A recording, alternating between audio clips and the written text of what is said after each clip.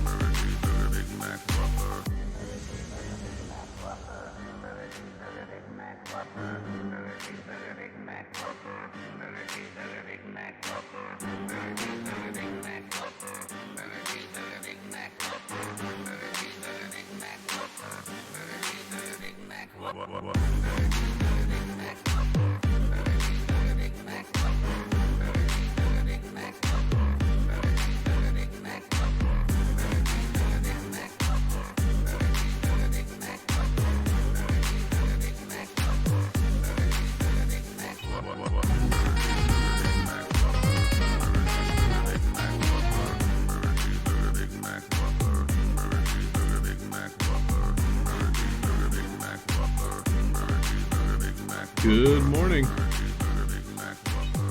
Welcome in, friends. Good morning, everybody. How's it going? Welcome, welcome. Thanks for joining. So, today's Friday, and I'm not sure if I got enough sleep. I'll just say that much. Garnican, what's up? I see Nick Skulls here, Keeper Top Shot. Thank you so much for popping in, claiming those coins. Welcome in, everybody. Hi, OG Shakespeare. I see you. I was watching your stream, and now you're on my stream, watching my stream. Streamception. So, guys, we are going to be hopping back into the Game Maker today. So, the Game Maker, if you didn't know, is a wonderful world to make games in. So what are we going to be making? Well, we're going to be working on my game, the Iron Gauntlet. I'm also going to be brainstorming mechanics, puzzles, things of that nature, and answering your questions. So if you guys have questions about making games, if I can help you, I will. If I can't help you, I'll try and, point in the right direction, or even take a note. I would love to make more tutorials. I kind of took, some me time this week. You didn't. Radcon Dad, what didn't I do? You don't know me, Dad.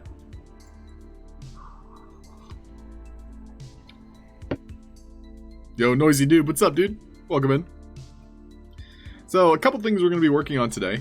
I have a quest line that the player can pick up from the start, but they can also just completely ignore it.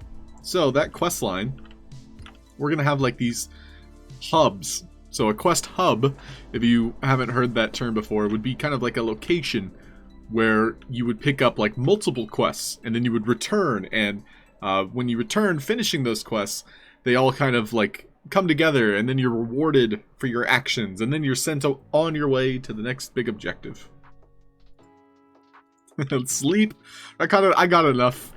Long story short, my body takes long naps, so I took a 5-hour-ish nap. And then I also took like a 2-hour nap. So together, that's 7 hours. You do the math. What up, Go West? Welcome in. A playthrough of the Mortuary Assist. That sounds interesting. If you guys are looking for a game worth trying, my brother and I, we started V Rising. So V Rising is like a survival game, and it has a lot of great like style choices, gameplay choices. It's a good mashup of like Diablo and a survival game. We're not on a PvP server, but I imagine a PvP server would be very fun.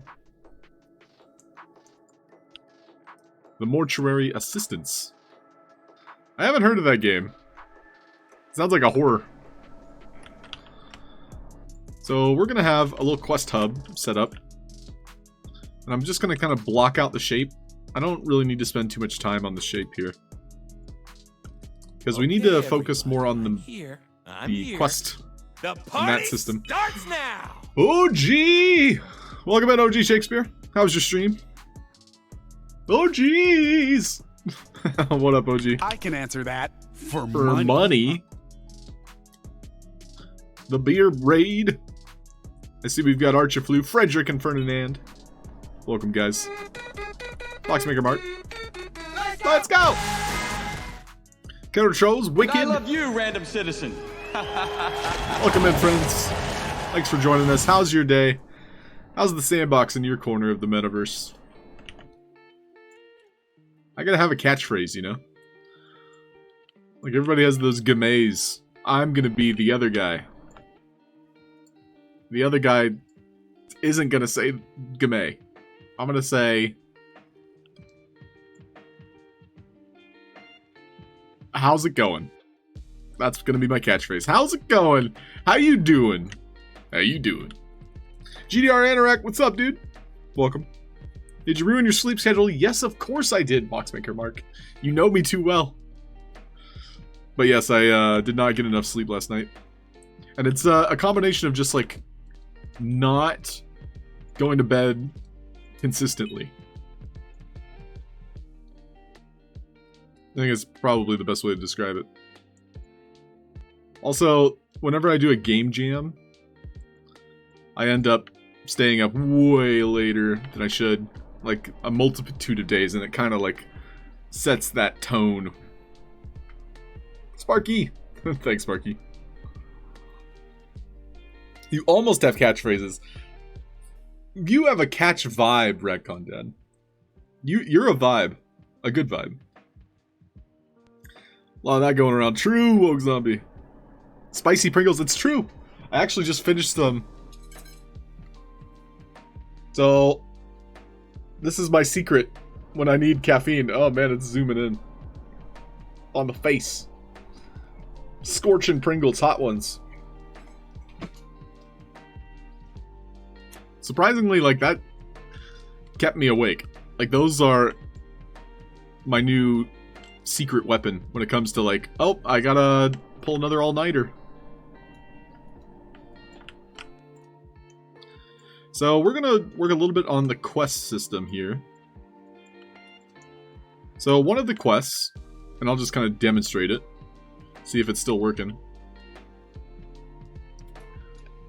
We need to talk to Purple Wizzy.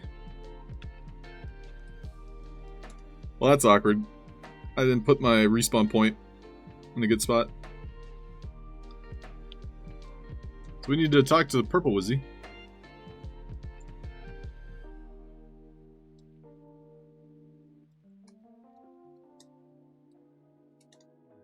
And so Purple Wizzy will tell us what to do. Hello there. Could you defeat that Odyssey of Phoenixes for me? I don't know why I put that. Okay. So that'll give us this quest, where we have to shoot down the Phoenix. So I'm going to reword his quest to say, hey, can you shoot down that Phoenix? I need some feathers for my research. Don't worry, he's immortal. Which also means you shouldn't kill him too many times. Because otherwise, you're just going to be like in an endless loop with Dormammu. Good morning, what noodle? How's it going? So you're going to create a horny avatar for the Playboy. Archiflu, good luck with your creation. I do have an idea for Playboy that I might play around with. I didn't get to read it, but Joe said it stuck out. Oh, so one of the jokes, funny jokes. Well, Sparky, that's good that you have that support system that keeps you in check. My family's just like, you know what? That's his choice. If he wants to stay awake at 5 a.m., that's on him. And it is. So I finished the quest, and by finishing the quest, it caused these pillars to start moving. So that's also going to be part of what the Wizzy is going to tell us. So we're going to be setting these things up behind the scenes. And I more or less did, you know, set this up. So now we're just customizing it. So first things first is we have a healer, but it was like on him. So instead we're going to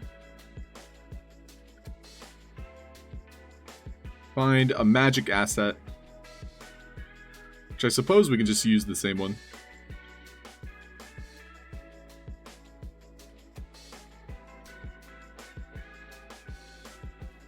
So here's something I noticed in one of the template games. They used a wall.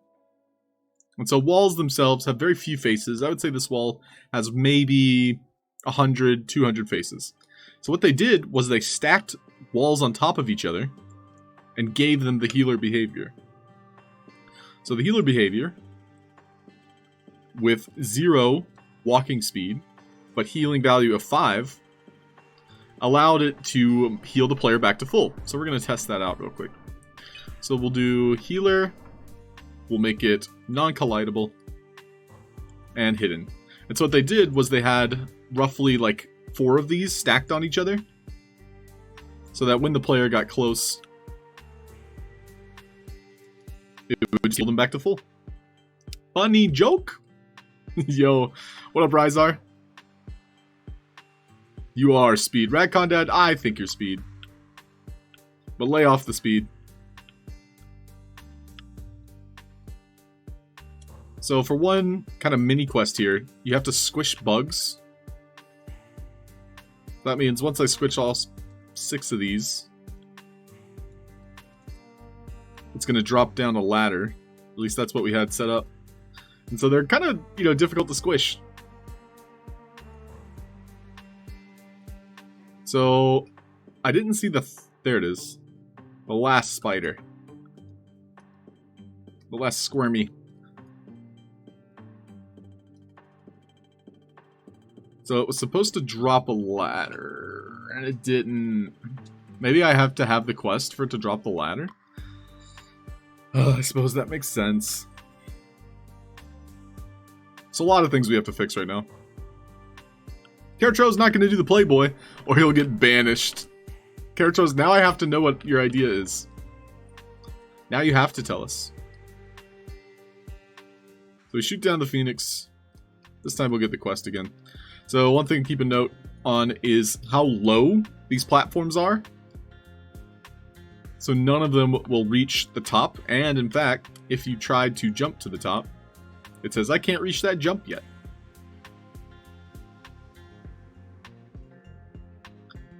Now I'm going to suffer some damage. So we're just testing the healer mechanic.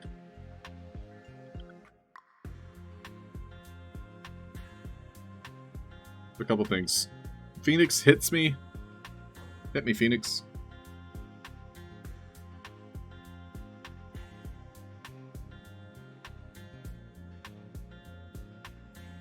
So this is supposed to heal me, which it did.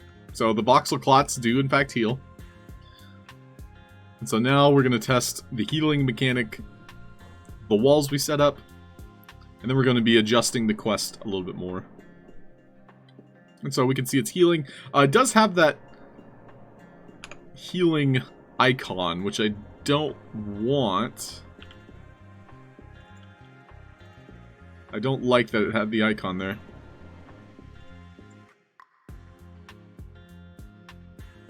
So what we're going to do is try to hide that as best we can.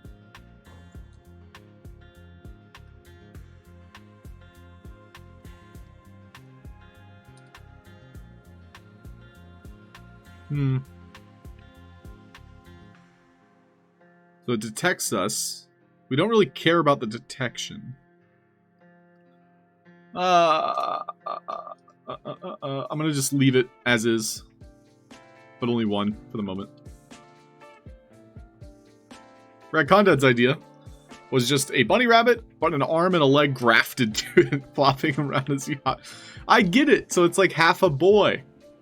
The bunny wants to be a real boy. If you turn it upside down, it'll show on the ground. Let's try that. I think you might be onto something, Frederick. So flipping it 180 on that axis. Maybe? But we are using this kind of platform shape to provide more space for the heel. So what we'll try that. We're gonna actually make this upside down. And then I'm gonna stack two directly on top of each other. And then I'm also going to just have a way to deal damage to myself. That way I don't have to run, do the Phoenix stuff all over again. Heyo, Jayona. Welcome in. But yeah, welcome everybody. Thanks for joining us today. If you didn't know, we play Dungeons and Dragons today. Rad Condad here in chat, who is also somewhat sleep deprived. He's part of the crew, the players that are adventuring. We're gonna be fighting bandits, and this is more or less a boss fight. So that's our agenda today. So we're gonna do damage 10, and we're gonna send this to the player avatar. And we're going to deal that damage every time I interact with a sign. And we'll make the delay a little bit longer. And then I'm going to make a sign. There's your sign. The sign says hello. And it just spits out that message when we interact with it. So I spawned in. Take damage. So we set up. Looks like I have a little bit of a delay with the sign, so I have to wait until that message goes away before I can damage myself again. So we can see the icon still. And it's not too distracting, but it's also not what we're looking for. So even though we put our wall upside down, which was a good test, a good thought, it unfortunately still had the icon above our heads. So I'm going to try something else. I'm going to see if I can adjust where that icon is by using this indicator component. We're going to make the offset -2. And we're going to hide the distance and the arrow. And we won't make it say what it's called. Instead, we're just using the indicator component to represent the name tag. And because we saw I couldn't spam damage to myself, I'm going to remove the delay on our sign. Now I can deal a bunch of damage to me. And so you can see now, I'm able to change where that icon is based on the indicator component, which is good. This is something I wasn't too sure about. Let's make it go even lower. Let's make it go underground. Let's try -10.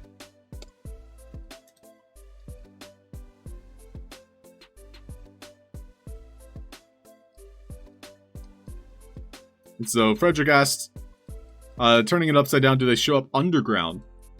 It looks like, yeah, it's underground. We can even see it way down there. However, that's just the icon. So that's actually very, very helpful for future reference.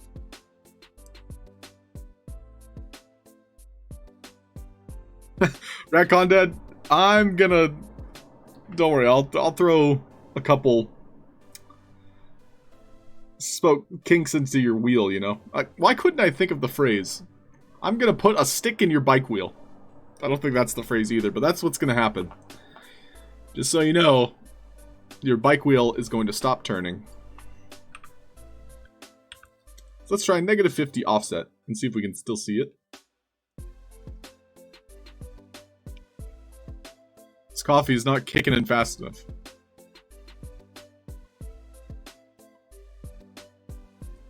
So the one thing to keep in mind is he uses an animation every time you talk to him.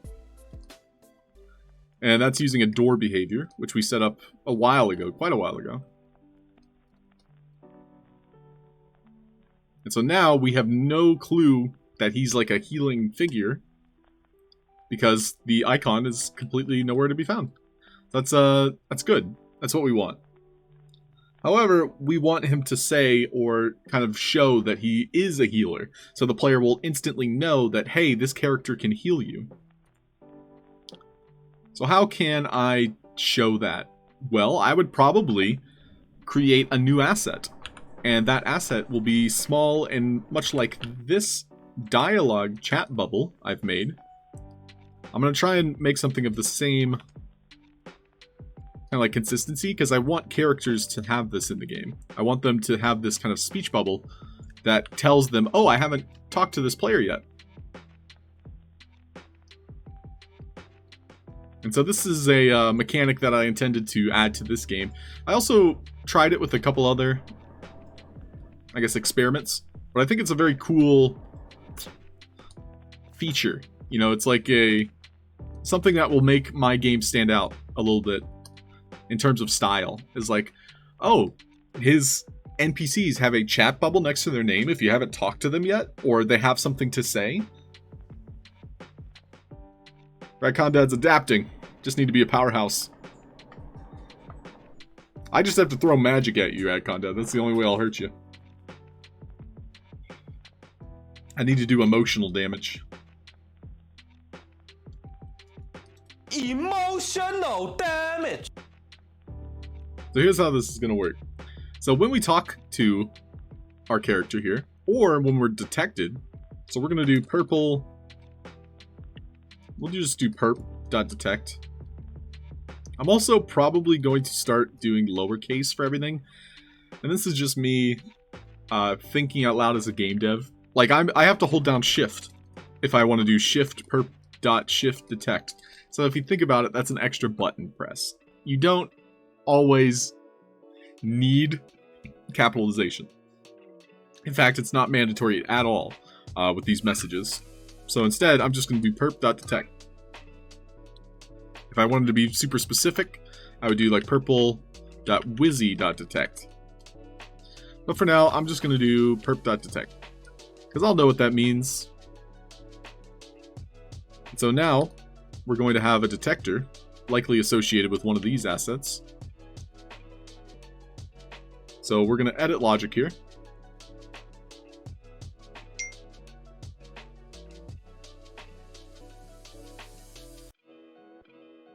Trying to highlight the simple, I hit him with the axe. Yeah, Rakondad, there's only so much you can do.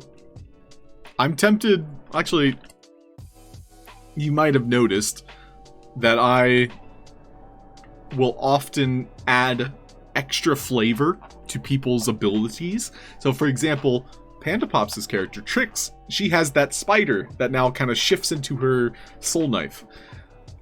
Things that of that nature might come to you like that, and this is the type of play style that I want to understand with each character.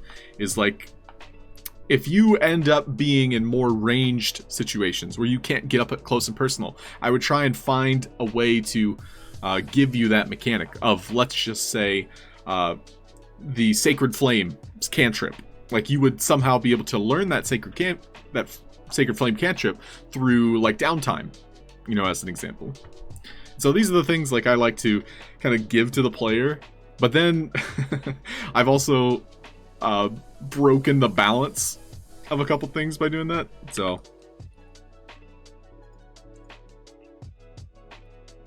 we're going to be adding a detect entity here.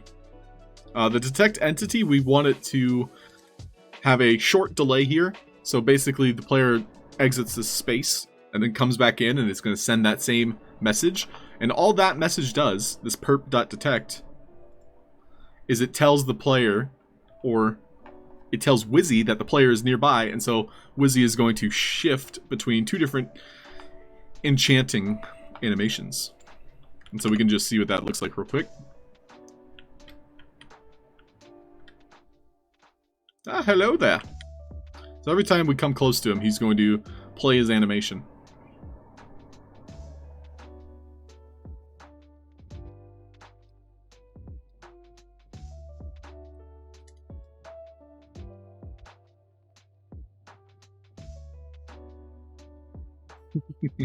Balance is true. And yeah, I agree. I think having this gauntlet, and all puns intended here, of where you guys are coming through the bandit camp and this bandit kind of mansion, has been a good test of your abilities. I think I've balanced it appropriately, where you're having these phases where you're fighting 5 bandits at a time, 6 bandits at a time, plus, like a legionnaire. And so it feels as though you guys are, pushing your way in. Game Dizzy, what's up, dude? Welcome in.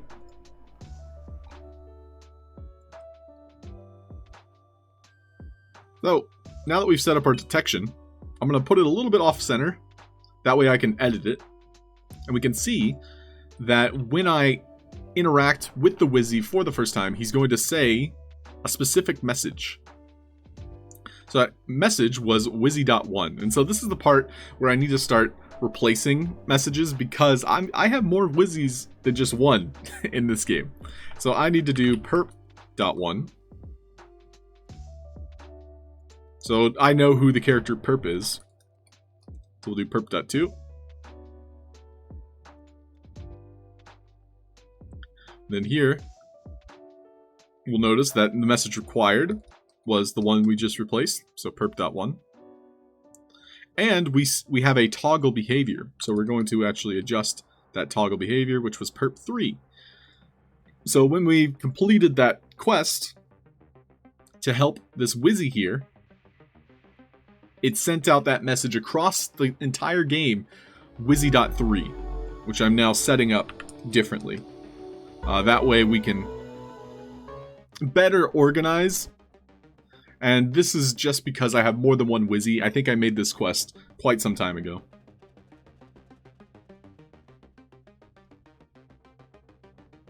Yo, what up?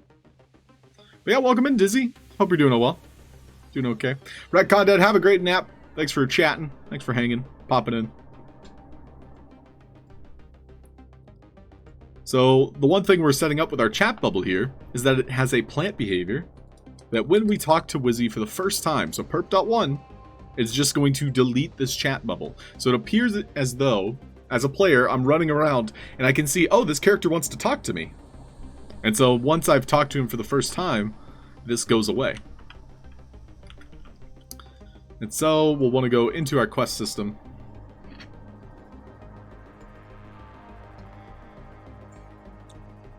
We can see here, we changed some of these definitions around.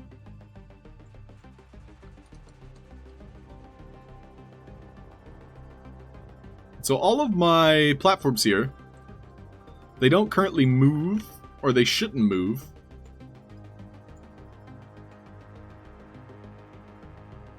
However, there's quite a few of them. I think I actually have a hack for this. I have inside one of these, like an anchor. I think it was this one. Yeah, this guy. So if I move this all the way up to the top, or not to the top, but just in a place where I can select all of these assets at the same time. And I need to be very careful as to what I'm selecting over here. We can see I'm still getting 1 or 2 assets.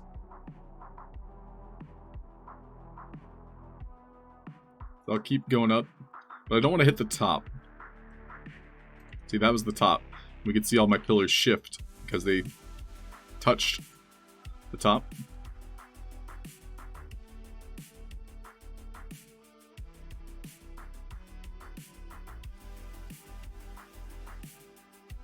Nice. So now I'm only selecting my pillars here. And this is simply because we don't have multi-select access at this time. I will be adding a toggle behavior to where these are initially off. And then all of them turn on when I finish that quest, which we saw was perp 3.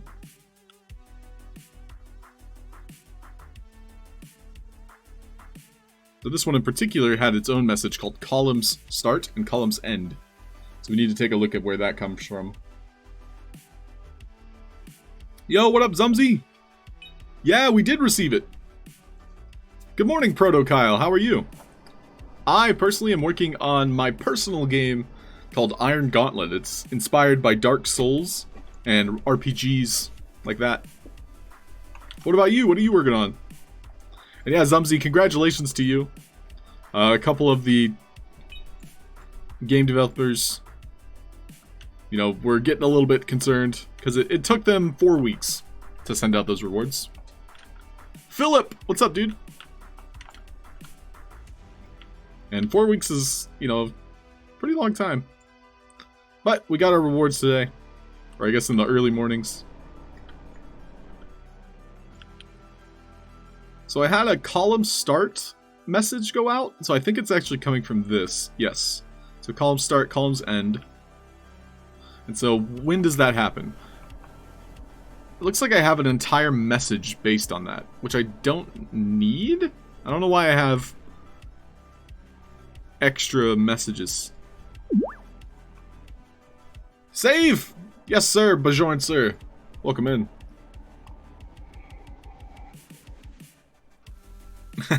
Sparky, you can buy VIP for someone else if you like. Game Dizzy's almost there.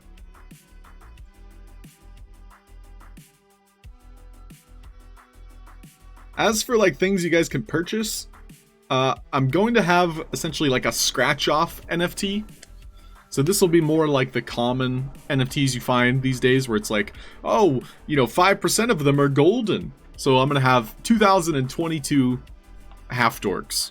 And so if you buy one of them, we'll reveal it after we roll on like an RNG. So that's the idea with that one.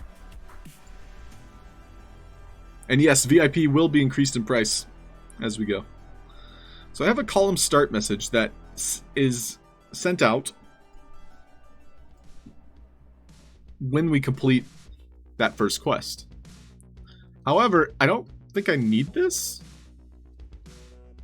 I have like a extra system in place. So what I'm going to do is I'm going to take a screenshot and then delete these. So just in case I have to come back.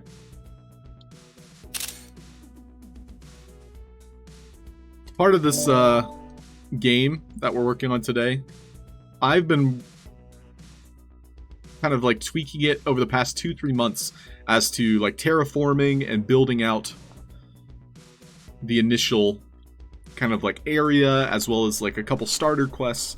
And so a lot of these things I want to revisit. And so that's kind of what we're doing, is we're revisiting some of the mechanics I made in the past. Let's see if this quest works now that we've set it up. So we can see none of these platforms are currently working. And if I walk all the way up here, it says I can't reach that jump yet. So that means I need to come back over here. Talk to Wizzy. So first time I talked to Wizzy, it didn't bring up the asker behavior. And so let's go ahead and look at why. It's because I had an interaction tied to the Wizzy. And the Wizzy interaction, it was still sending out Wizzy.1. So we need it to say perp.1. Ooh, getting a little bit of lag here.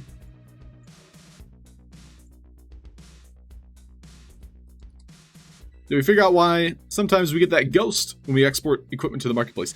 Good question, Sparky. I found that and I was so curious, but I haven't been able to like replicate it consistently.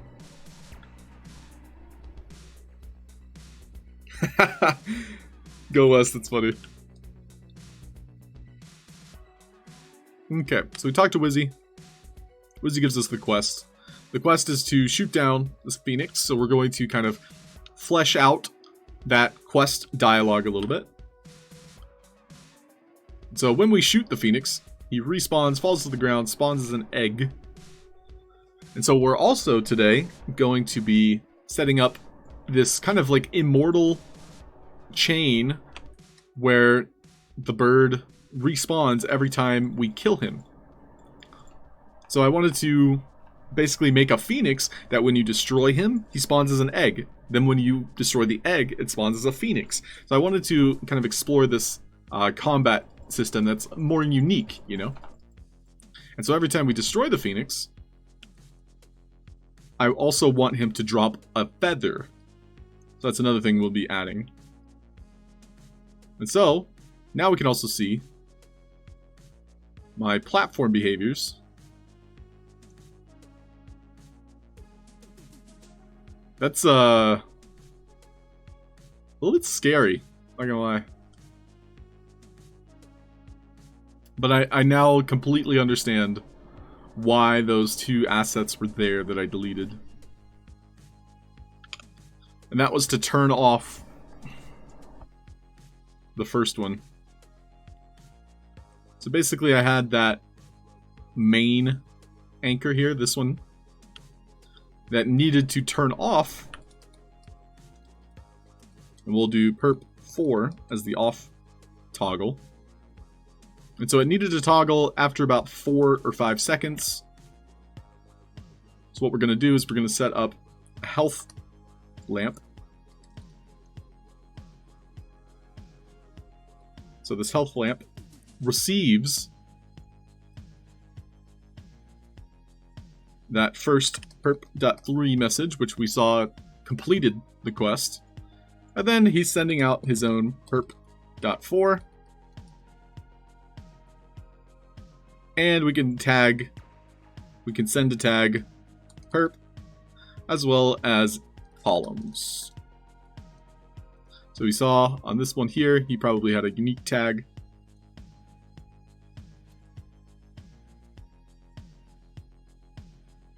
Of columns anchor. I'm just going to add columns. We can have multiple tags. And lastly, I'm going to hide this and put it in a place I can't see it. So now I wanted to look at my anchor points here, which I set up for my egg. So we saw my egg keep spawning kind of off center. And I think it's this here. No? Yo, Noble! What's up, dude? Welcome. Boxmaker Mark, how many VIPs? I think we're in the 12 or 13-ish.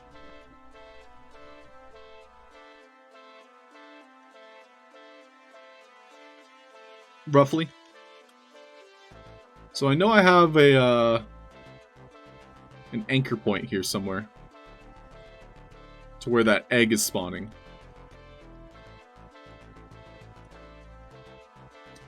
I also have multiple number pads that are exploding once we get close. So this is the egg spawn point right here.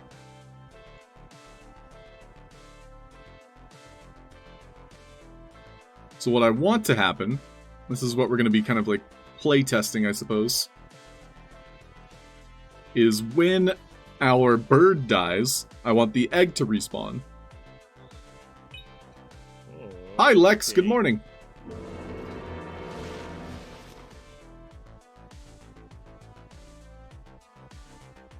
So our Phoenix here respawns to the tag Phoenix.1. And what we can do is we can make this really jank. And like every time we destroy one, we want it to respawn in a different location.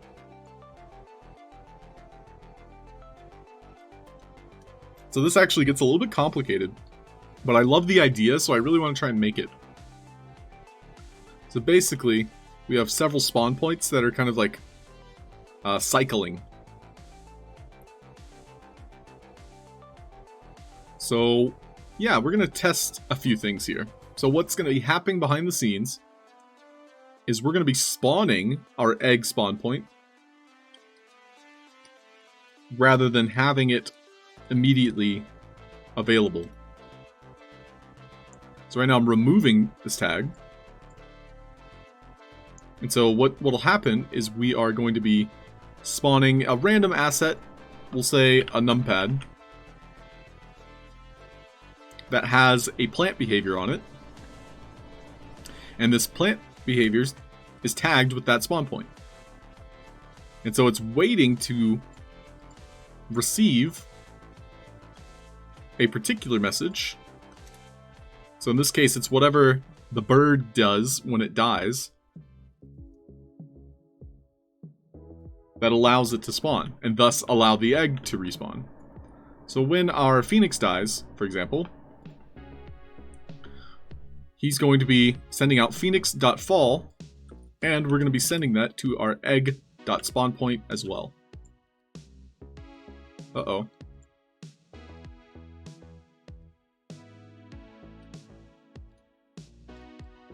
My, game maker is frozen. Save!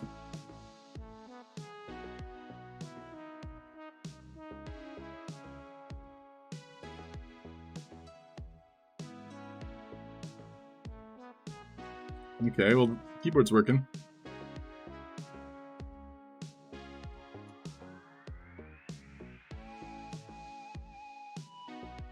Maybe a random spawn point? Yeah, that sounds fun. Well, the idea I have with this particular one is to spawn the egg. And so the egg will show up. Then when we destroy the egg, I'm going to have it spawn over here instead. So we're going to hide the visibility here. No collisions.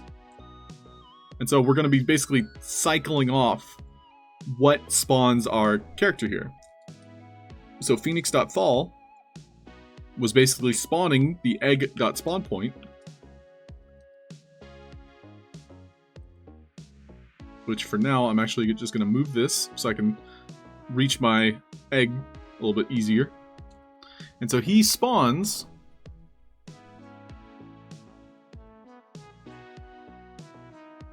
so here's the egg. I'm going to look at the egg. So the egg is destroyed when phoenix.spawn message is received. So I think the phoenix spawn message comes from a different asset here. Hey Roxy, what's up? Buenos dias. So I need to find where that message comes from. There's a good chance I attached it to one of these.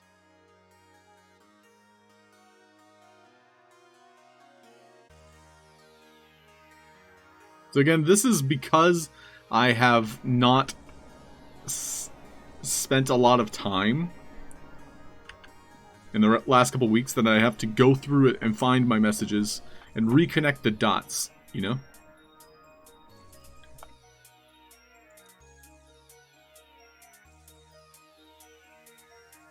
So I think it's important to have, like, good documentation. We have a kill asset that's killing the arrows. I don't need to worry about that one.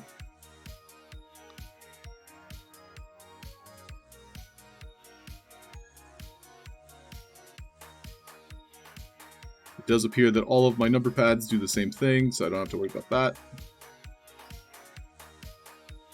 Right now I'm looking for the Phoenix message that spawns the egg in the first place. So we saw the egg spawn point.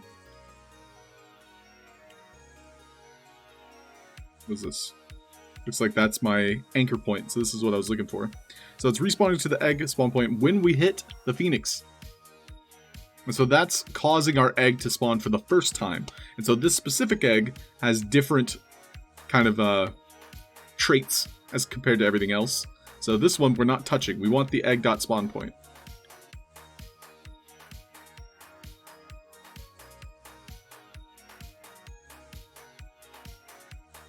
And we wanted to keep the delay. So there was should have been a brief delay. Yep, 2 seconds.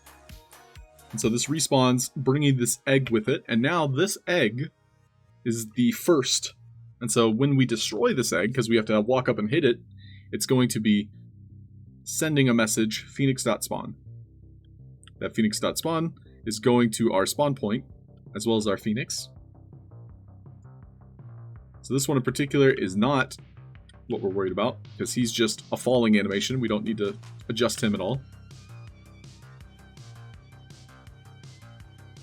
Instead, the only things we're now setting up is the Phoenix spawning itself. So there should have been an asset spawner here that spawned the Phoenix. And that is this one right here. I'm going to set this to the side just so we can look at it easier.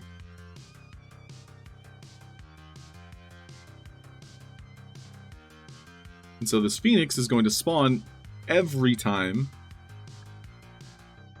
we destroy the egg. So that's the mechanic we're working with. And so, sorry if I'm kind of confusing some of you.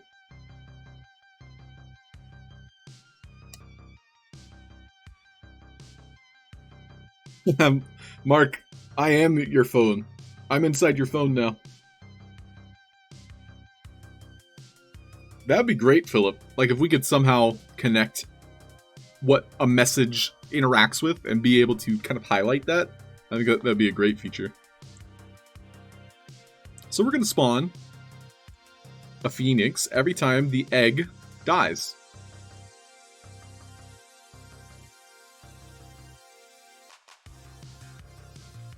Did you see your DM? Oh, Sparky, let me look.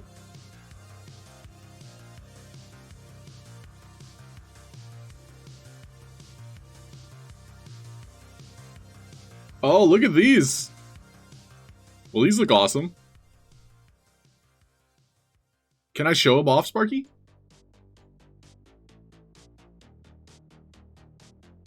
I like the antlers. It reminds me of oracles. I mean, if I was you, I might brand this as oracles and not Halfd0rk. But check these out. Sparky made these. So it's a headset with blinking lights that you yourself can wear. We'll see if what catalyst or gem is being attached to. We have a nice kind of like antler curve. I bet that looks cool in game. I almost wish there was like a model with this and with equipment in general to where we could see how it looks like on an avatar.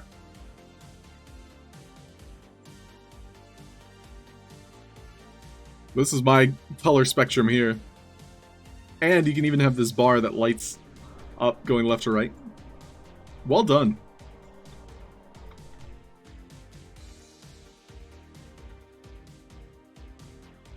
Nature-inspired rhythm headphones named for the Halfd0rk that inspired their creation. Well, thank you. I greatly appreciate it. But, yeah, are you able to, like, mint those now, Sparky? Did they give you, like, catalyst and gems? Very oracles, yes. Cold cuts and cheese, what up? Alright, so our phoenix is thus spawning every time an egg dies. And we also want the egg spawn point to be removed whenever the egg dies. So we're essentially making a respawning egg and a respawning phoenix. And so there's a little bit of a discrepancy here. To where we need a third phoenix and a third egg to kind of complete this. And these are the ones that are immortal. These are the phoenix and the egg that never stop spawning. And so these will be melee enemy.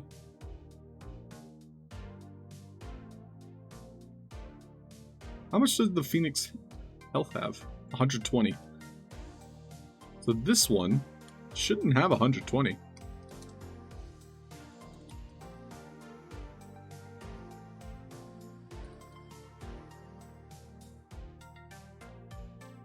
$150. Yeah, curious. Like I had a phoenix. Like, the very first version of this phoenix was an epic, and so it had more gems. And so, for whatever reason, it's adding health. So, for example, the newest version has 150 health. That's a little bit strange. So we're going to respawn each of our phoenixes at their respective tag. So we have the phoenix spawn point.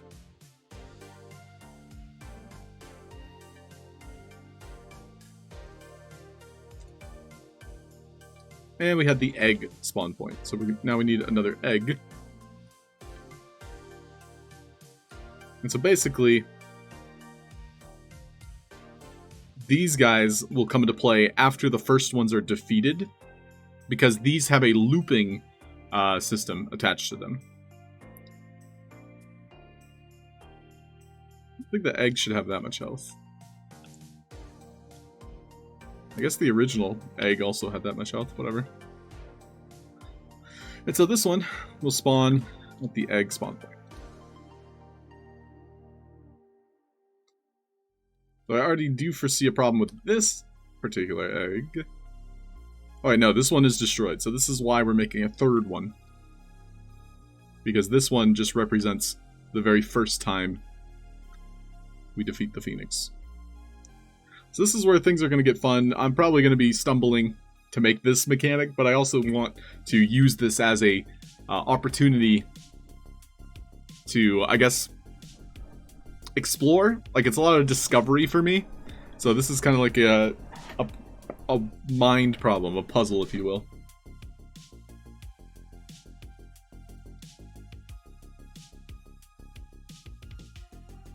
And no minting, just publishing. Sounds good, Sparky.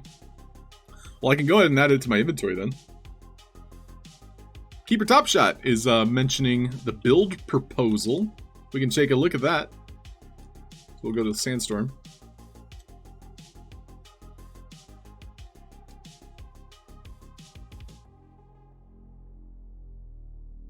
So CyberKongs. I just saw it. This one here. It says I have to connect my wallet to proceed.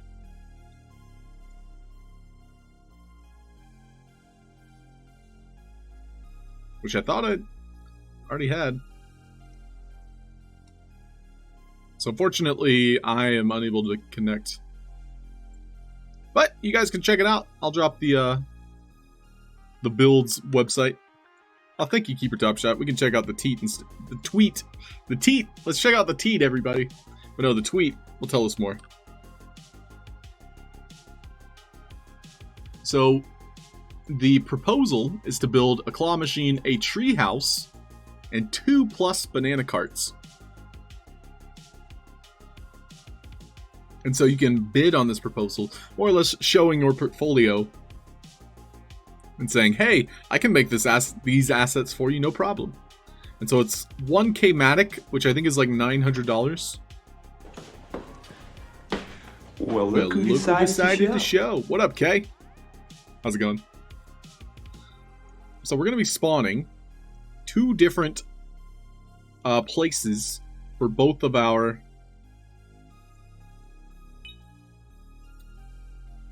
Phoenix and our egg. And so I want to set up this way of destroying one when we spawn elsewhere. So we're spawning the spawn point. So the first time it's Phoenix.fall. We're also spawning the egg spawn point on, and this will have loop.phoenix.kill.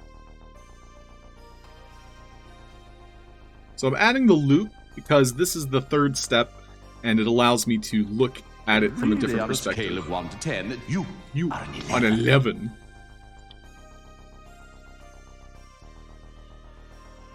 I know this looks complicated, and it is, but I'm also kind of exploring the possibility of having this type of boss, and I think it's fun.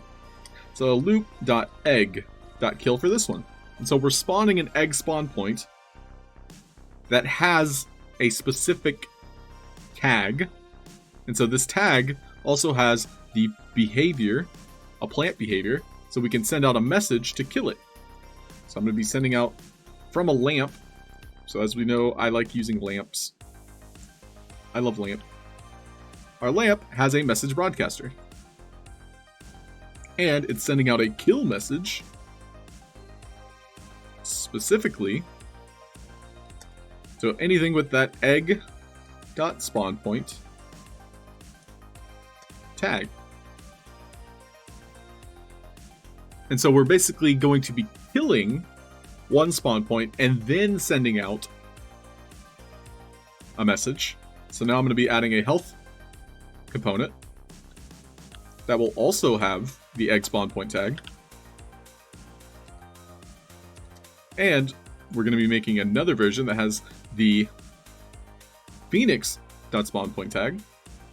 And these are going to be resetting after a short delay. We'll do 0.5. And so they are receiving the kill message, the same as their counterparts. But then they're also sending out that spawn message for the loop. So we want the loop.egg.kill to come out of these, I believe.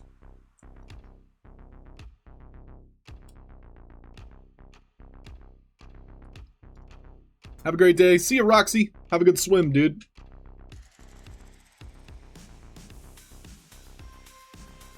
Doing well, Kay. Thanks for asking. Just working on some game maker problems.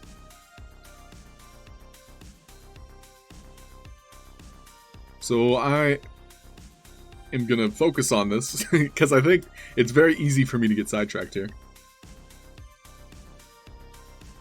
Have you tried turning it off and on again? Not yet.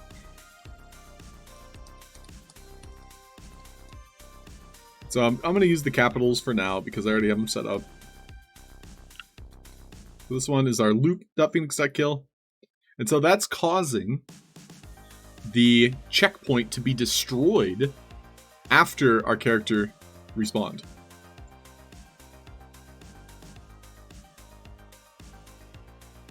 So it's sending that kill message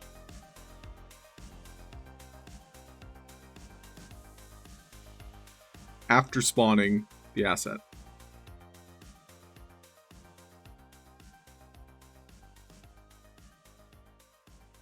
Free? Is it for free or just free? I remember we set up that command already.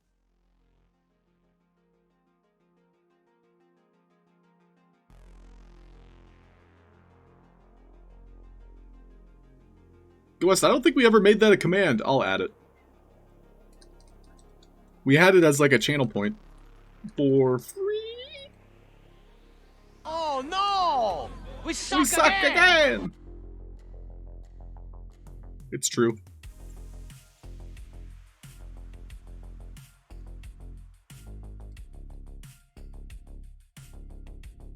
Now it should work. For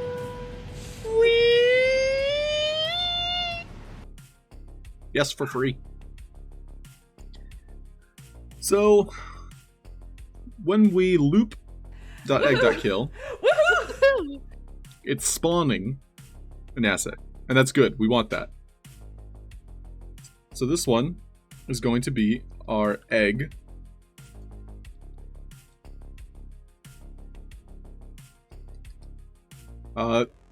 What's another word for spawn point? I'll just do egg. So we're basically sending this tag to our Phoenix.spawnPoint and to any Phoenixes. Is it faux Enix? Oh, I hate having such a difficult word to spell. I always spell it wrong. This is going to our egg.spawnPoint.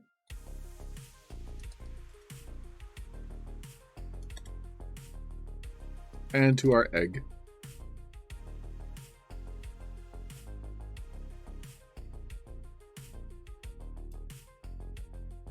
Skadoosh.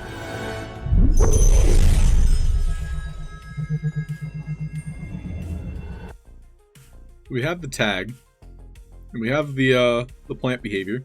So it's spawning an asset that has a kill switch. Basically, the plant behavior allows me to kill it without any problems. And so the kill message comes from this. The kill message is received when the egg dies, or when the Phoenix dies. Damn, dude, did I really spell Phoenix wrong? Oh, I hate this so much. Why does Phoenix have to be such a hard word to spell? It's Phoenix. Phoenix. That's gonna cause problems.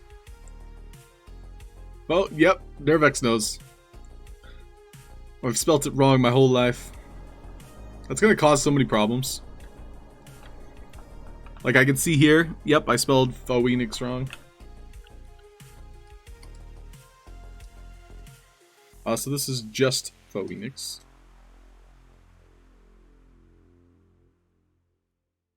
So it's sending out a kill message every time. So we want that spawn point tag. Ugh. I'm over here saying like, hey, you guys should organize better, and then like I'm working in the most disorganized fashion right now. But that's okay. I just want to make this mechanic work and see if I can make it work. So we're killing everything with the egg spawn point tag. And we're doing it whenever we kill the Phoenix.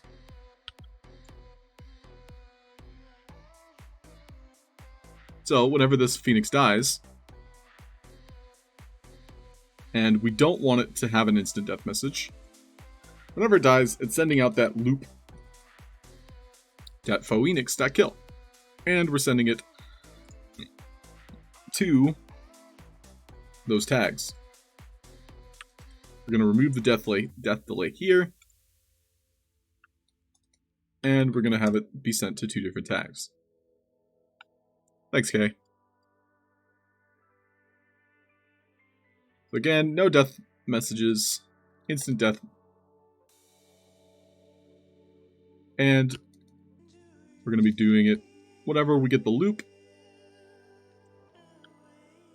And we're sending it to any egg, and we're sending it to any egg dot spawn point.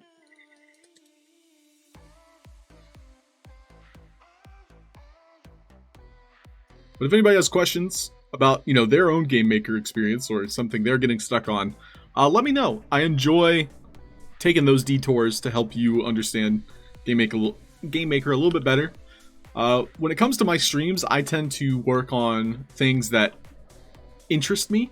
So, for example, this particular mechanic, I'm making a Phoenix that spawns after we shoot it out of the sky.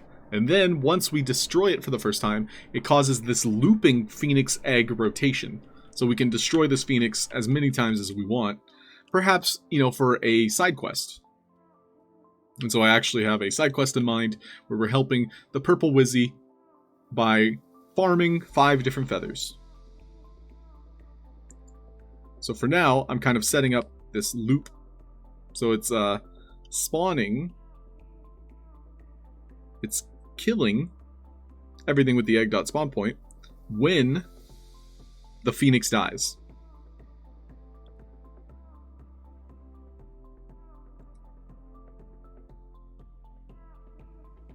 Is there a way to stop camera movement for a 2D game? Yeah, I think so, Nervex. So in the camera settings,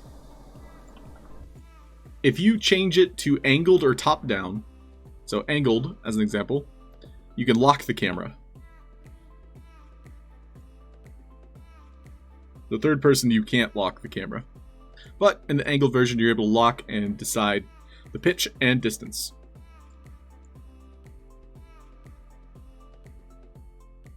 Yeah, let me know if it's breaking for you. I know there's a kind of like locked angle, so maybe that's what angle's doing. We can even test it real quick. So right now I'm able to spin around. So now let's see what happens if I lock it.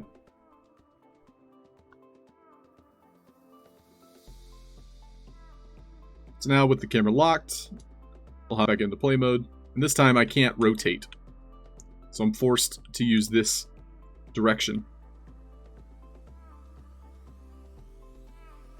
This game might actually play pretty well with this angled top-down look because Diablo as a style works pretty well for this. However, going through tunnels would be a little bit awkward.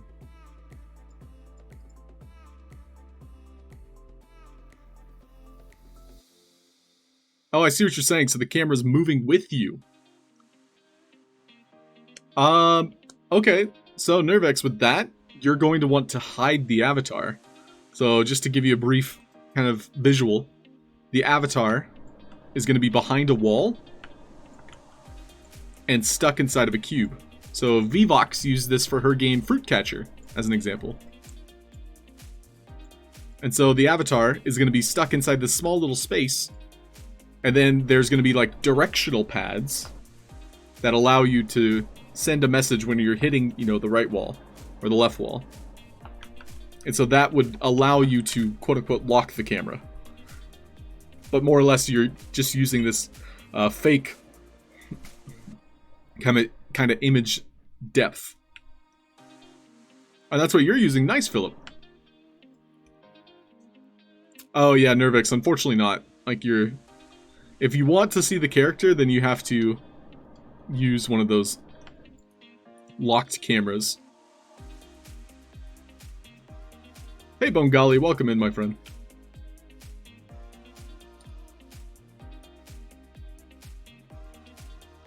Yeah, Nervix, would love to see what you make. And I hope your work is going well with that particular client. The one I know nothing about. Looking sad? Who is? Who's looking sad, Bongali? I think that's just my normal face. Maybe I can look angry instead.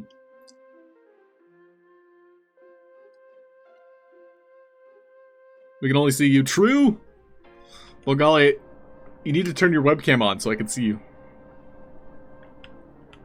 I am a little bit sleep deprived. I look heartbroken. That is not true. But I'm glad you're jumping to conclusions. Okay, so we're sending out a kill message. We're sending it to the Phoenix spawn point. And this one is only after we do the egg, after we kill the egg. So now if we go back to our egg, it's basically sending out this loop. When it dies, it's sending it to those tags. So these tags also need to be set up. So we need egg on this one. And Phoenix on this one.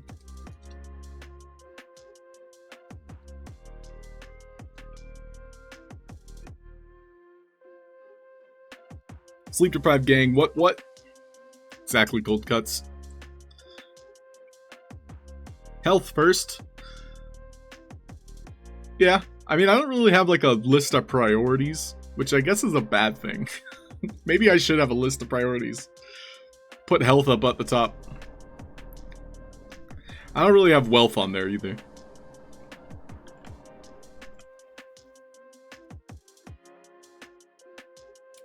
So kill switches are set up. Now I'm gonna go spawn over there and destroy them. See what happens.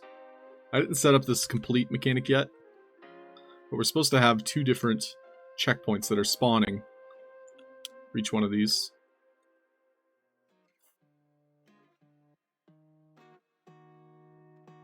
So one of which spawns, and I'm gonna offset them so I can see them.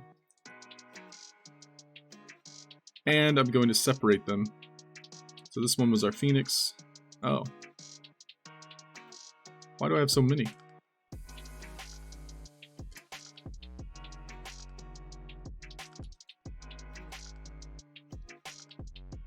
We had our egg. And then we had our second egg, which spawns on the opposite. So they'll loop that Phoenix. And again, I used the wrong one. And so this one is spawning the tagged spawn point. So this one, we want the Phoenix to be tagged. That spawns. And we swap it. We should also look at the tags at the bottom here. Phoenix. Run out of cream. No! Sparky, try black. The bitterness actually wakes you up more. That's my personal opinion, though. It's not as tasty. It's not much of a treat. Creating is addicting. That's true, Cold Cuts. There's a couple things that I'm working on right now, and some of you got to see them at the end of the stream yesterday, that really excite me. And so I spend a lot of time working on those.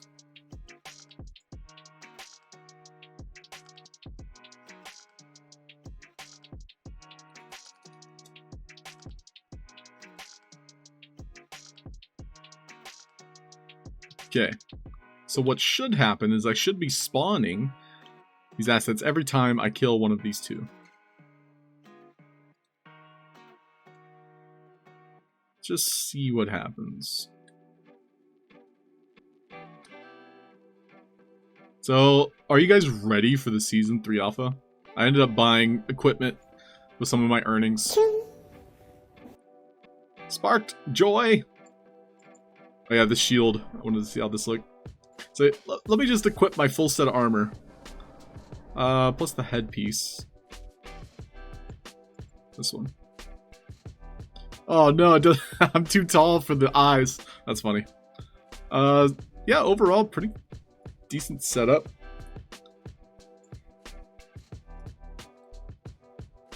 I'm a superhero.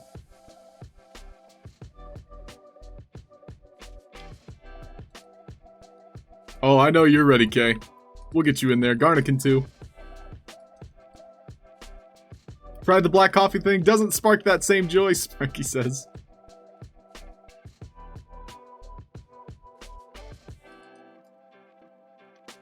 Yeah, Bongali, we heard. We know. That's so unfortunate. Thanks, Wicked. Cold Cuts, did they say which NFT collections would qualify? They did not. They did say that, specifically, it won't be the low value ones like a spinning coin. I believe Joe said that, where it's like, you can't just have 10 spinning coins, which is, you know, the cheapest thing on the marketplace. Don't keep assets in one wallet. Exactly. That words to live by, dude. So we can see I spawned my bird there. And funny enough, he did respawn, but he respawned upside down.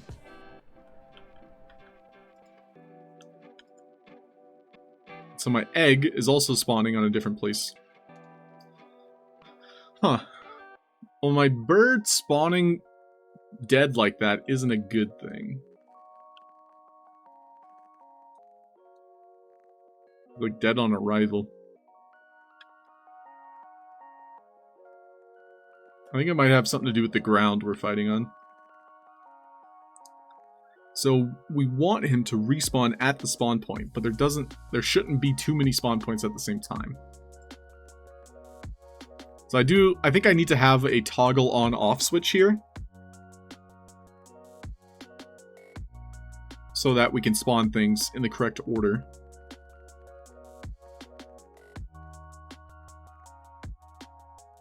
Proto Kyle, I'm off to start your day. Thanks for streaming. It's nice to see you. And yeah, thanks for hanging out, Proto Kyle. If you ever have any questions, feel free to ask me. I'm kind of like exploring new mechanics in my stream. Oh, TD, Dida, can't wait. Hope it doesn't delay it again. I agree, Dida. I really hope we get it this month. You know, fingers crossed. Yeah, Voxmaker Mark, yeah. King of Crypto's wallet was drained this weekend. Always double check what your wallet is connected to. And then just be very careful. Like, you guys need to understand what you're clicking, what you're blind signing. Nobody here, you know, is not, you know, looking through every smart contract they sign. Sometimes malware or adware gets into your system and it's replacing information. So let's just say you're sending sand to your Coinbase account. When you send that sand, if you have malware on your system and it asks, oh, what address do you want to send to? When you paste, you know, this address that you're sending it to, it can automatically swap it with something malicious. And so this is when you have like a virus on your system.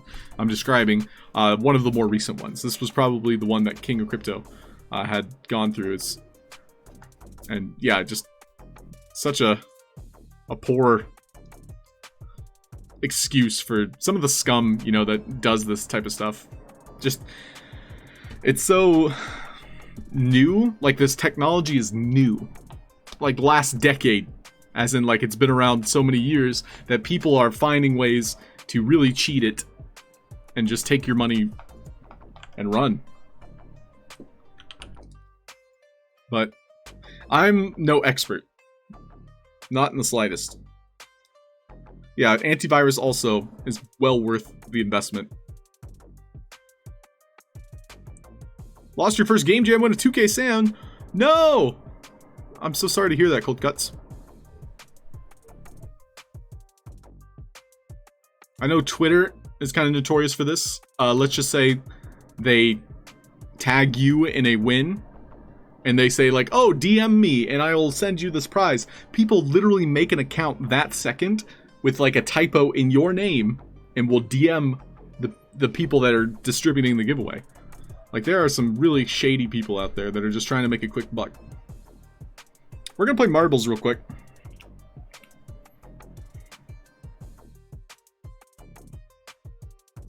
There you go, Cold Cuts. Be aware that by visiting sites. Yeah, exactly, Keeper Top Shot. There are a lot of sketchy websites out there that are just looking to fish you, looking to take just 1 inch of your information to then kind of follow up and take it all. That's all they need. Let's go to a high elimination rate. Oh, some of these take too long. Yeah, that's perfect.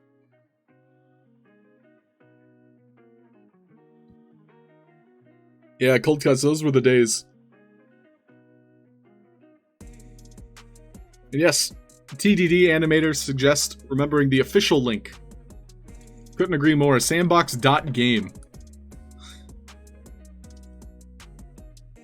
Too good to be true usually is. Nothing is ever free. I agree with that, Game Dizzy. I think everyone has this initial entry point in cryptocurrency where they're just clicking everything. It's like, oh, I can get a free NFT. Oh, all you need is my wallet address. Oh, just those first 16 numbers or words associated with my wallet. Yeah, sure, you can have them. Send me the free stuff.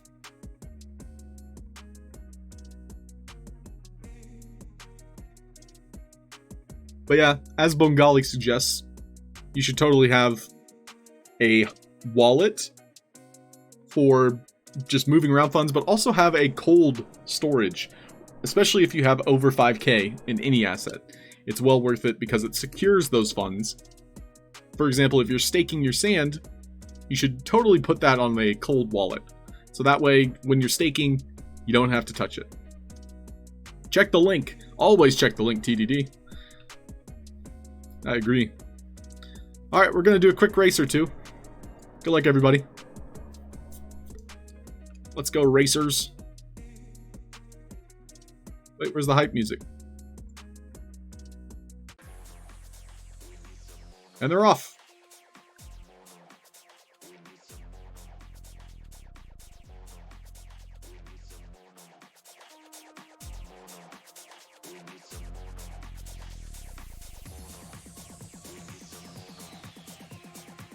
So it's a funnel into another funnel.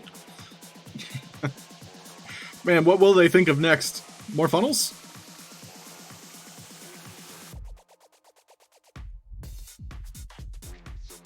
That's a good advice, Keeper Top Shot. Don't use autosave. If you can manage it, keep your passwords on a locked kind of interface, or, you know, not at all, just keep them offline.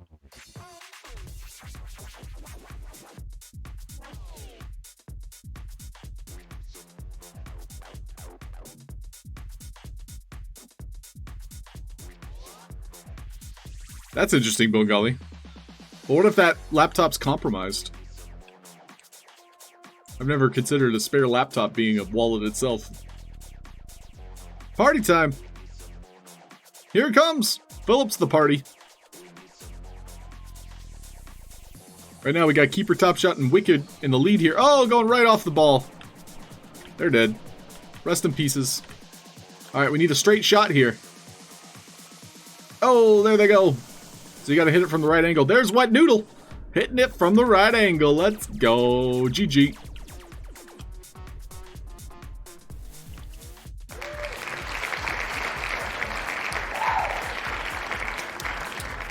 Cold Cuts, you missed. Garnikin, you missed. Locksmaker Mark, that's the wrong direction. Tom! Well done, my friend. Oh, 24K's in. Yep, Ryzar's in. And I don't know who died there. Game Dizzy, no! Alright, Lex, let's see it. No pressure, Lex. Well, I think the Lex pressure is getting to her. Sayonara! Well, congratulations on What Noodle. I'll be sending you a creator coin. How many do you have now? I did start working on your 3D NFT. But some of you, I'm afraid to ask how many coins you have. Alright, let's try another one. Long running pegs. You guys want to get pegged? Let's go! That's a good map. I agree, Philip. Alright, come on in. Whee! First point this month. Let's go. Didn't get the last few in glasses. Oh, that's right. What Noodle? I still have to send those out. I've been kind of slow at distributing giveaways. So I apologize for the inconvenience. Yo, what up, Box Machina? Welcome in.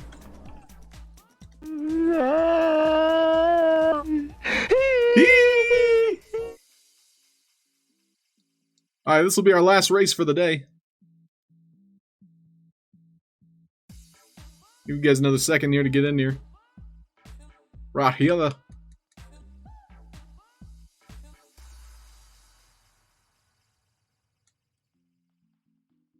So I have a question for you guys to consider. Someone asked me for like a interview-ish where I'm going to be telling them all about what I know about the Sandbox. So there's nothing given to me in return. So here's my question for you. Would you do like an hour-long conversation to tell more people about the Sandbox for free? Or would you ask to be paid for your time? That's the question. Consultation? Yeah, that's a good word for it. Instead of an interview. Consulting? Yeah, uh-huh. Game Dizzy knows what's up. Oh, 24K? Yeah. Unless it's a good friend. True. So I will go ahead and tell you my answer. I asked if it was a paid opportunity because this was a very professional kind of ask. They essentially wanted me to give them an hour-long information consultation. And so I said, oh, is this a paid opportunity? And he just got back to me and he said no. So I'm curious if you guys would do that for free. Am I getting free money from TSB? No. I am not associated with TSB. Maybe one day. But currently not.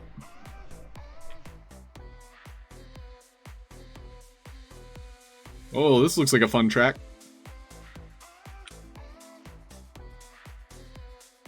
So on this side, we've got Cold Cuts leading the charge. On the opposite, Philip Light.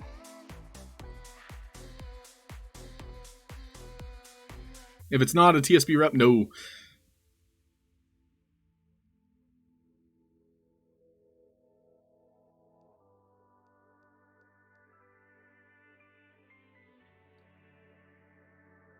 Tom says if you can plug the studio, that's a good point. I agree with that, Tom. I think that's a very good point.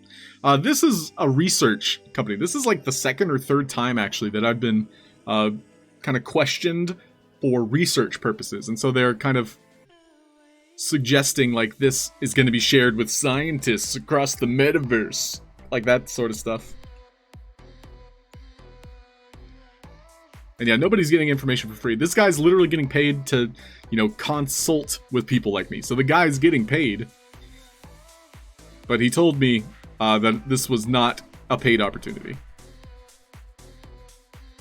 Will they add your socials? I think it's private. It's actually private research data. But this interviewee also suggested... Oh, Philip Light with the victory, though. GG, Philip!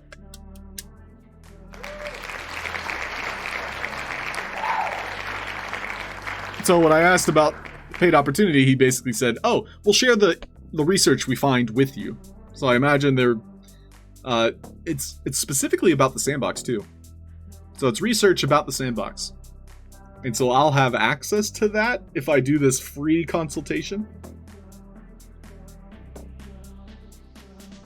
And yes, I agree, Mark. They're getting paid. It's just they don't want to pay me for my time. And yeah, Garnican, I agree with that. It's more or less like scientific research. Think like a college student in a thesis, I would say is kind of what we're going for here. Sounds like a scam. It might be, Little Legion. I'm very hesitant with who I interact with these days. Alright, let's check out the main menu here. See the leaderboard. So we can see Philip Light currently in the lead here, followed by Noble and Rizar Sandbox. So congratulations, Philip, on that victory. And yes, I have like 2 weeks of creator coins to send out this weekend. Sounds like they just want free workers. True, Sparky. I mean, everybody's cutting corners. No matter who you talk to, everybody's budgeting for this stuff. Will the research give you street cred? I wish. Could be a benefit. Street cred's nice, choice but to win, and you win. I'm sorry, winning. The way he phrased the invite to talk made it seem like this was for kind of like a scientific experiment or some sort of thesis paper, or they're researching for competitors. I don't know. I don't think I told you guys, but I actually had an interview with researchers, and I say interview, a consultation with people associated with Meta. And so they were just asking about very generic metaverse questions. And it was very like psychoanalysis based. It was like, oh, so this community that you guys have formed, like how did you find yourself in it? Like, oh, you know, like what's this Twitch community, you know, etc., stuff like that. But yeah, I got a paid consultation with Meta. And so they basically had a couple of sociologists ask me questions. That's a good follow-up question, Sparky. But yeah, good discussion. I appreciate you guys' opinions.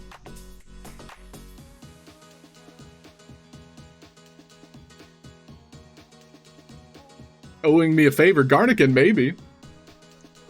They kind of alluded to like, hey, we'll share our findings with you. So that's a plus.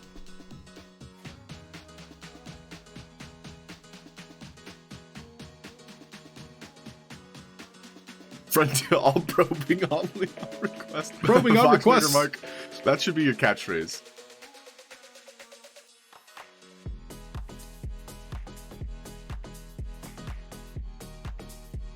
So I noticed this the other day. I have Touche's assets in my inventory, but I don't own them.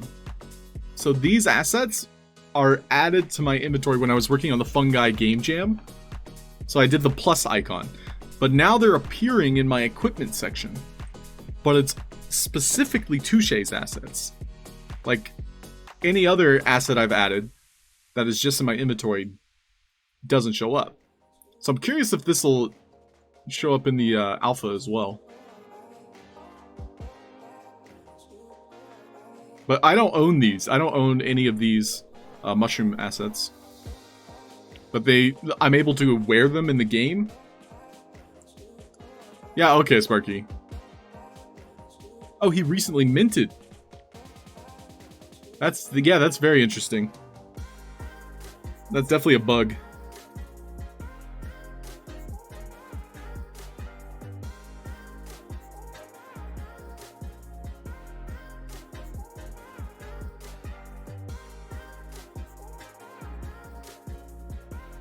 Okay, so we have asset spawners. And I'm probably overcomplicating this, but I also enjoy the process. So I appreciate everyone's patience.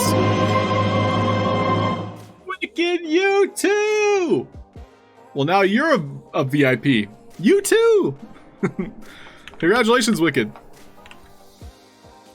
And thank you. So, I've given you the VIP tag. You can now use commands. Yeah, welcome to VIP. So all of the Coinbase memes you can now use commands for. Lurkin, thanks. Thank you, Kay. And so, if you would like to, you can check out that list that hasn't been updated recently. So I probably should just make like a Google sheet. Woohoo! I'm a woohoo. And I'm also going to change your name color for your avatar. Where are you? Oh, that's Nervix. Nervix is hanging out. Here you are. Alright, so Wicked. You get a new name tag.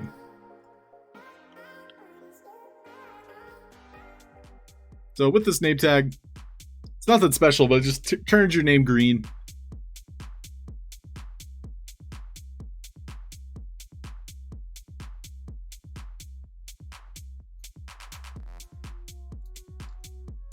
We'll just have to gift it to you. Wicked, you too. And so now, wait, no, come back.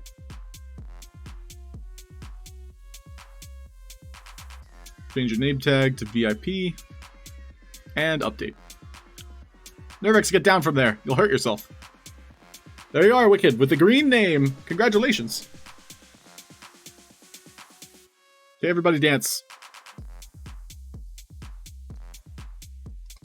Dance or bombs will be dropped on you.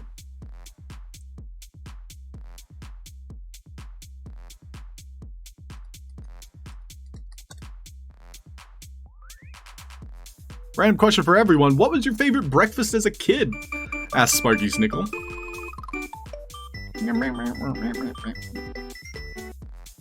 So my favorite breakfast, I've kind of been hankering toaster strudels and Pop-Tarts lately. That's what I've been craving. So it does appear that we're still spawning the checkpoint correctly. So we're still spawning the spawn point correctly. However, when I kill it a second time, we need these to be toggling on and off. So what we'll do is we're going to set up a toggle behavior that turns on the message and turns it off.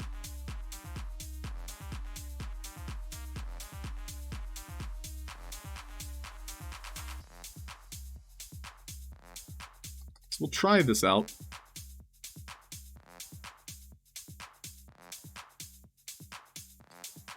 So we want it to turn on when we receive the opposite.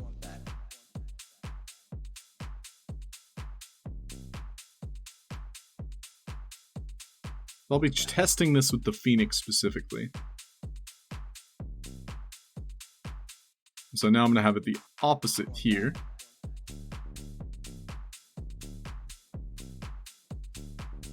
And yeah, thank you again, Wicked, for claiming VIP. Coffee and cigarettes, says Tom. I mean, hey, whatever works for you. So it's going to be turning off and on.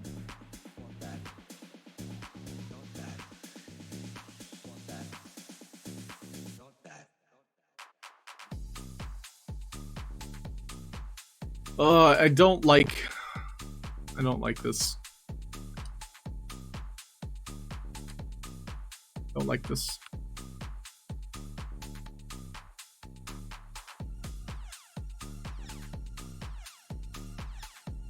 This one's not spawning in the correct spot. Neither is my egg.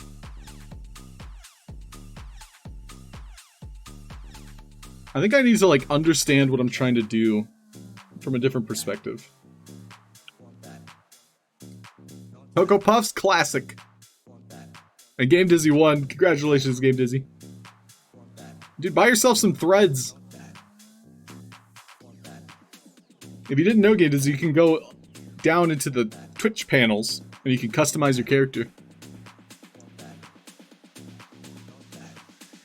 But now you got money.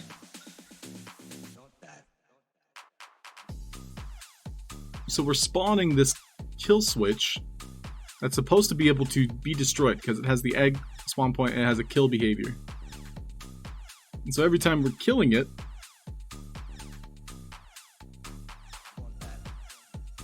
It's sending out a kill message specifically to the egg dot spawn point when we kill the phoenix. I need to start over. I'm gonna go on a different map and just make this from scratch because I've kind of like shot myself in the foot with my a couple things. Like for example, I misspelled Phoenix.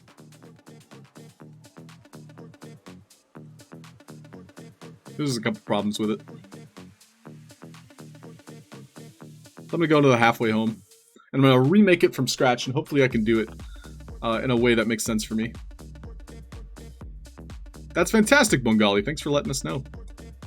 Good for them. I mean, I already assumed they were in it.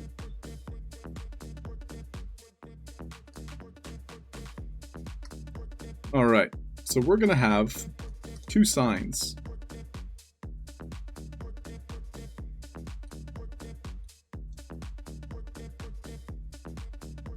So we're gonna have a warrior. So this will be warrior.sign.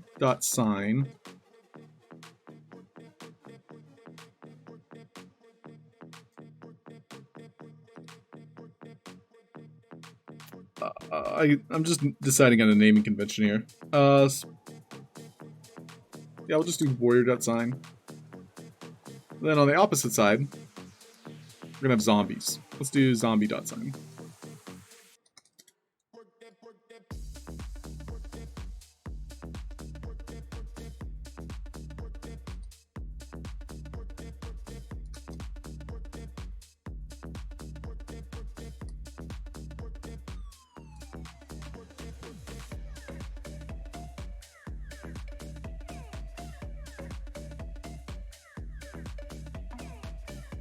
Okay. So what I want to happen is each of my characters here are going to respawn in a different location each time they die. So I'm basically creating a new spawn point for them every time they die. So it appears as though they are kind of like different creatures altogether. And so I'm kind of like breaking down this mechanic to its core. So we're going to have another zombie sign. This time it's going to be on the back left, so it's a different section altogether. And then our reptile sign is going to be on the opposite side.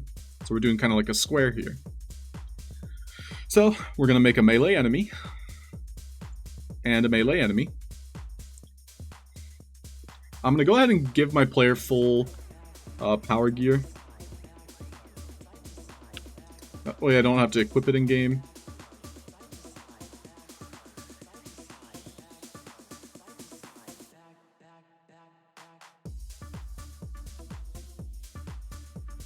Probably remove a couple of these. I don't need all of them.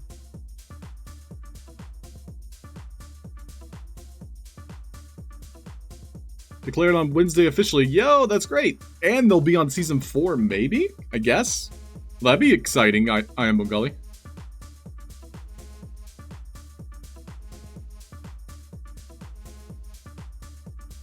And it's great to see them so active in the community, too. I think Pickaxe Master is doing some great things in the space.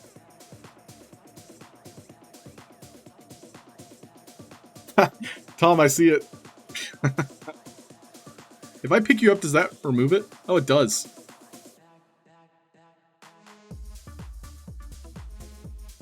There you go, Tom.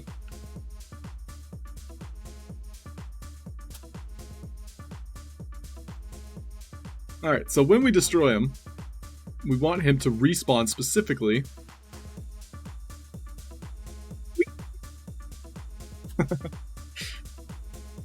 So he'll be respawning specifically at the warrior.respawn. So we'll do R. We'll just do, yeah, warrior.respawn. Death delay's fine. When he dies, which we're going to change the death message to something different. We'll do warrior.kill. We'll kill that. But when he dies, we're sending out a message. And it's important to note that that message is received the same time he respawns.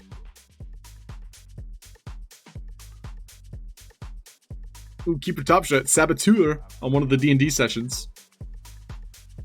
That's the game you were talking about, right? Keeper Top Shot, so that's like a different game.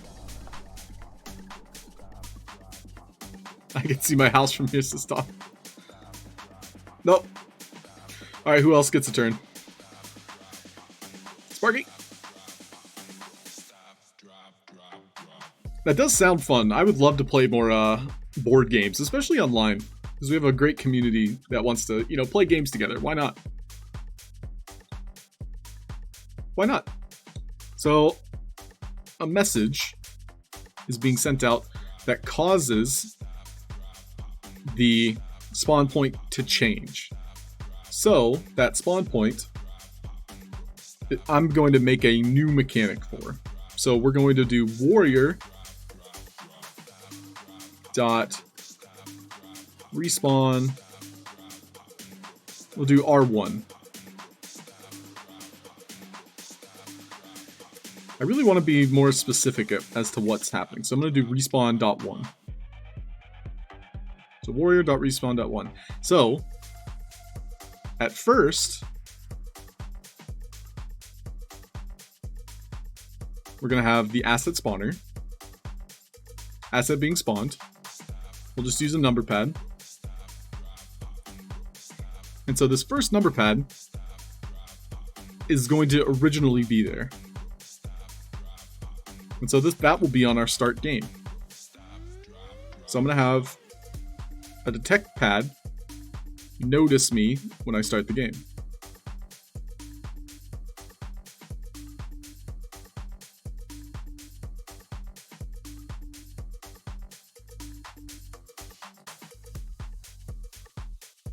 Great. So now it notices when I start the game. So both of these signs in the back are each going to spawn the first respawn point. So warrior.respawn.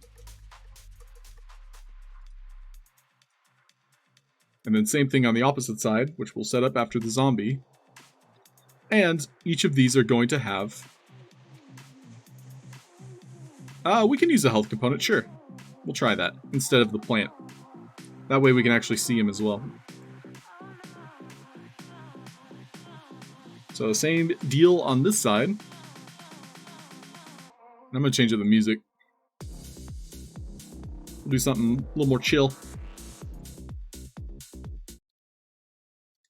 And thank you again, everybody, for tuning into the stream. Keep in mind, Dungeons & Dragons is at 8 p.m. UTC if you want to watch the live show with the Sam Fam. That's going to be me, King of Crypto, Lucas is right, the Vision X, Radcondad, and PandaPops90. So you can catch us at 8 p.m. UTC, 4 p.m. Eastern Standard Time. 100% play board games. Yes, Sparky, I would love to have more opportunities for you all to play. Dungeons & Dragons is not the game for everybody. So, like, having more games for us to play would be fun. Slater Raid? What's happening, Mr. Sandstorm? How you doing? Don't tell me you're ending. No! We'll probably be going for another 15 minutes. I really want to make this mechanic that we see on screen. I was kind of more or less guessing at certain messages in my main game because I was using specific messages for other things, and then I also misspelled Phoenix several times. So that probably broke more things than it helped. So right now I'm kind of setting up this alternating spawn point. So that's what we're creating. And yeah, I'll probably stream until that's finished. But who knows, maybe I'll get it right on the first try. So each of these are spawning a numpad. That number pad is, all it is it's a spawn point. It has that tag. We'll do zombie.spawn. It's also going to have a kill switch or health.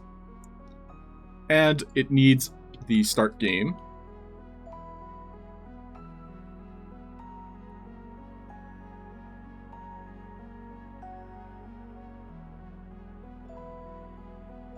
And then we're going to look at what causes this asset to spawn. It's going to be the zombie.kill message. However, we want this to turn off after we start the game. So there's going to be a message tied to a new mechanic that turns off our asset spawner. That way we're not spawning the checkpoint in multiple places at the same time. So this kind of like starts that initial toggle between the two spawn points. That's the idea we're going for.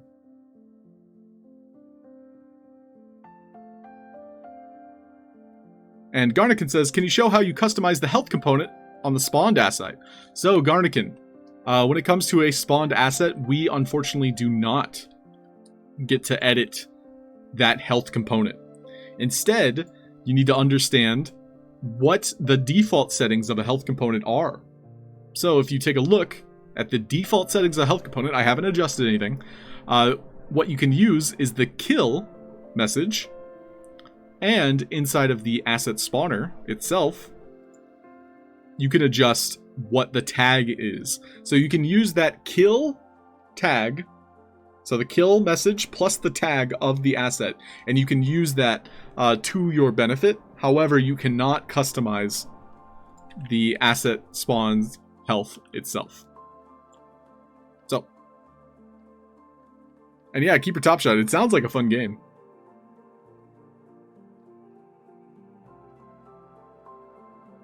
So both of these are going to have a toggle behavior.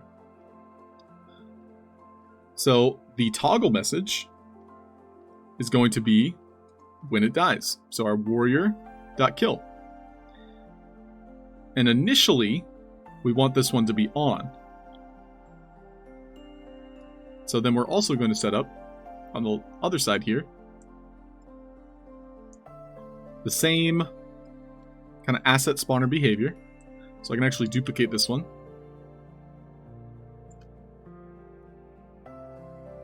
And so instead, we're going to have initially off for this. And so the message required was also going to be that warrior kill message. So we can see warrior.respawn.1, and we want that to go to our warrior tags. Warrior.sign specifically. So both of these thus have the warrior.sign tag already. Cool. And then we want the respawn.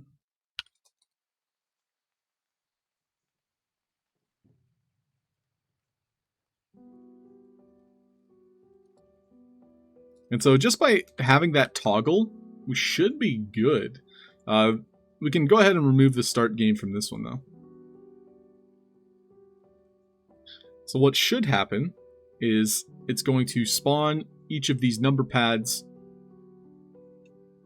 that have the tag warrior.respawn.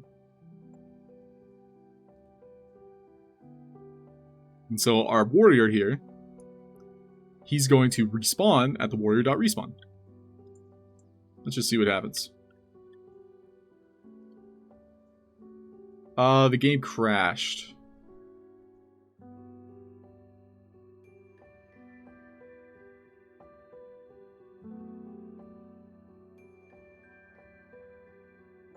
Rip. F. I don't think I saved recently either. Garnican says, can you show again how to customize... Oh, and you ask, can I kill the spawned asset by a signal? Yes. So I can show that. We'll see how much of my experiment remained. Thanks for the Fs.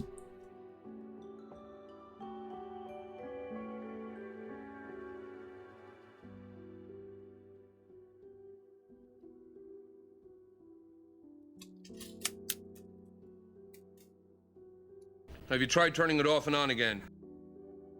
You know what? Maybe I should try turning it off and on again.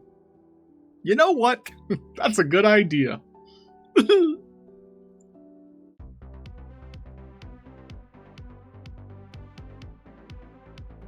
So, does anybody have, like, memes they want to see on the stream? We haven't done, like, a, Oh, cool. It looks like I did save it, at least somewhat recently. If anybody has memes they want to add, I'll send out a form.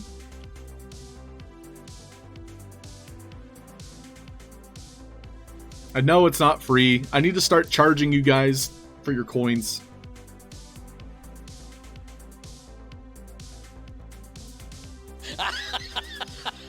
Don't laugh at me.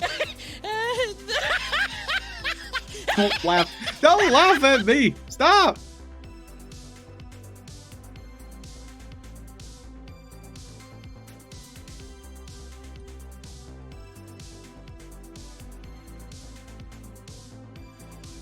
Stop it, keeper top shot.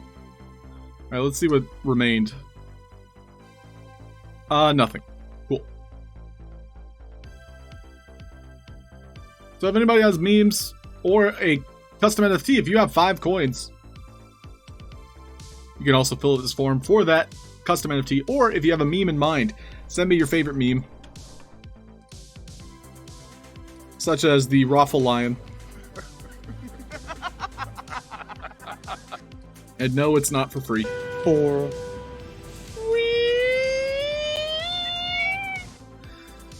Alright, let's try setting this up one more time. But yeah, Garnikin had asked, so I can kill the spawned asset by a signal. Yes! And so just to kind of cover that, which this will be a part of our experiment, so long as I can save before continuing. You can have a message broadcaster specifically send out your kill message, but only send it. So we had the kill there. Only send it to the specific tag. And so the tag can be whatever. It can be the warrior, for example. We're going to be doing the respawn. So we're basically going to be killing our respawn point after the warrior dies. And so we want to send that kill message. And we'll see how that interacts.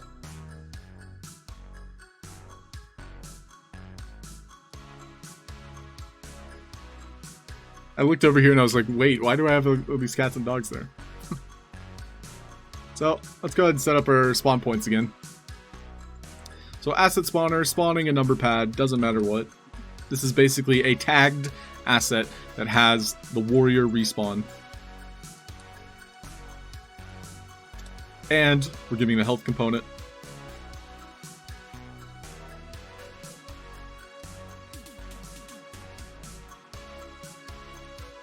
And so that's spawning him so he can respawn.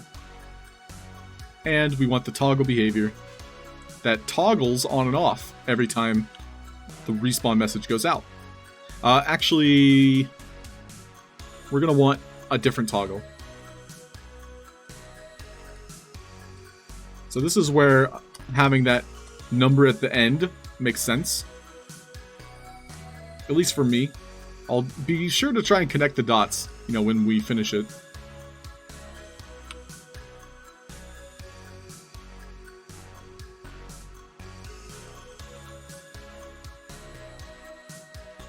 So basically, when the warrior dies, it sends out a message that is received. And then a second message is basically killing or toggling the previous.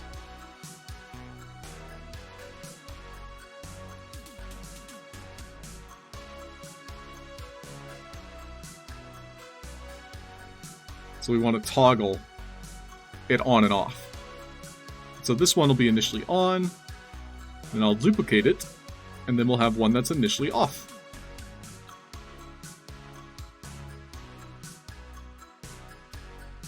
And then lastly, we're also sending that kill message when that first warrior.respawn message goes out. So I'll even add that as a tag so it's able to communicate. Well, I actually can't use the same tag because then it would... Oh, wait, no, it can't. It can't send a kill message to itself, so we should be fine.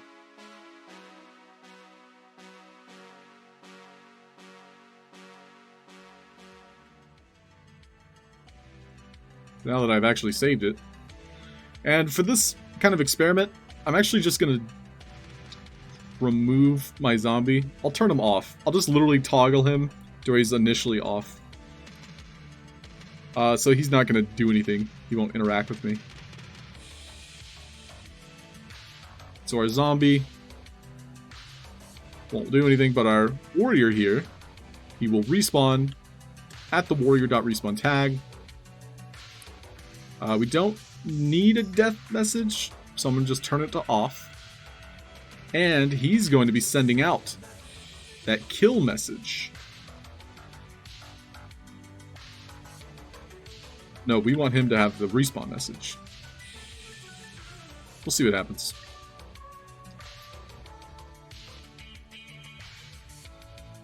So respawn.1 he's sending out. So this will receive it, thus spawning the new spawn point. That should work. Number pad Harikari. True that. What's a Harikari?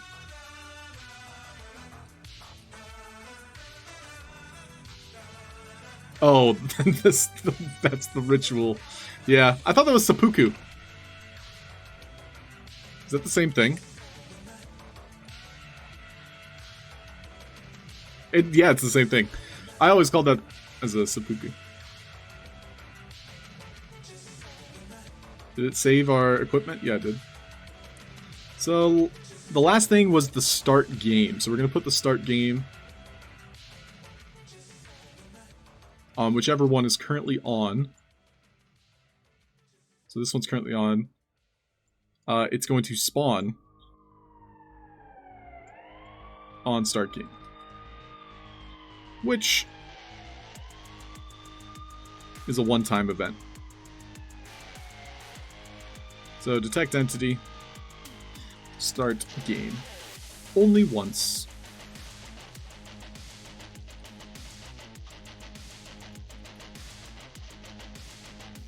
Cool. We'll save it and try it. See what happens. There's probably a couple things that aren't connecting properly. So we have the start game. We can see it spawned this little number pad here. So that means he'll respawn right there.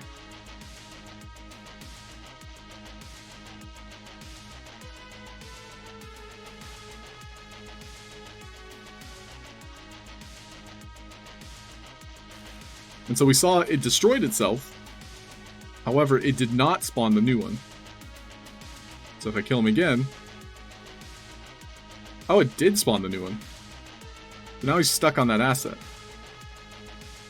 So it looks like this health pad right here can't have the warrior respawn tag. So we'll do warrior.numberPad. Remove that respawn tag. We'll also hide collisions. And we'll place the offset in front, hiding collisions as well. But what had happened was we were supposed to spawn a new one.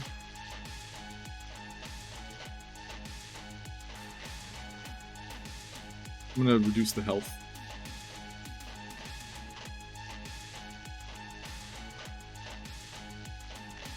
So it's turning on, so it's toggling on when we kill him.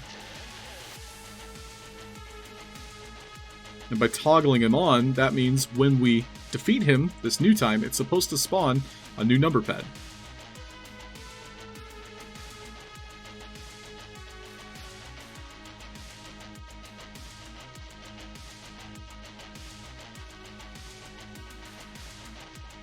So this death message also needs to be received.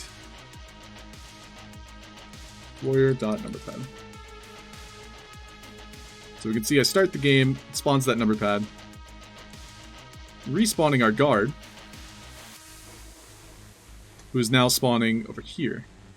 So this one also needs to be removed. Warrior.numberPad. And so now my toggle is not actually turning this on in time, it seems.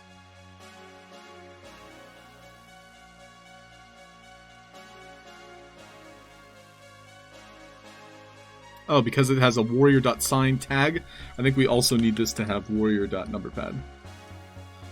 So I was using this warrior.sign tag, but instead I ended up with warrior.numberPad. So we'll just remove that sign tag overall.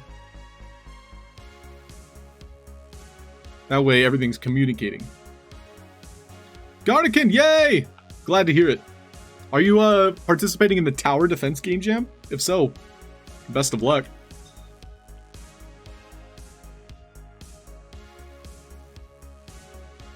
Interesting.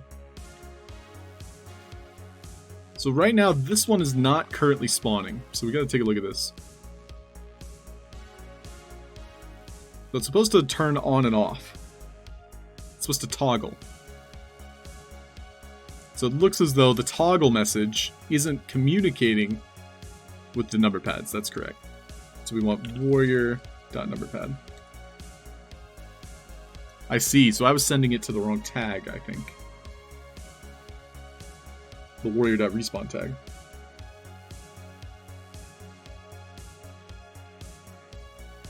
Yes. So this was, I think, what was blocking everything. So we start the game. We destroy him. He spawns. That destroys the previous checkpoint.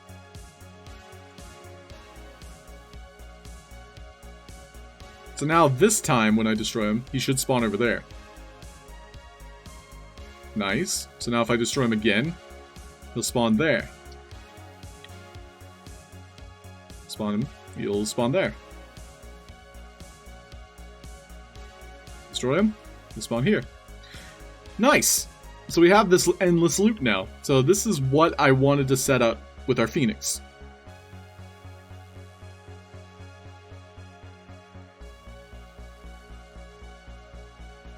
This is the idea we're going for. Game Disney's live. Thanks, 9A. I'll be wrapping up. And yeah, the cape is fun. Yeah, this asset. Who made this? But I purchased this with the sole intention of speed running all of the various alphas, alpha contests. It has a lot of power, so if you guys wanted to take a look at it, let me drop a link.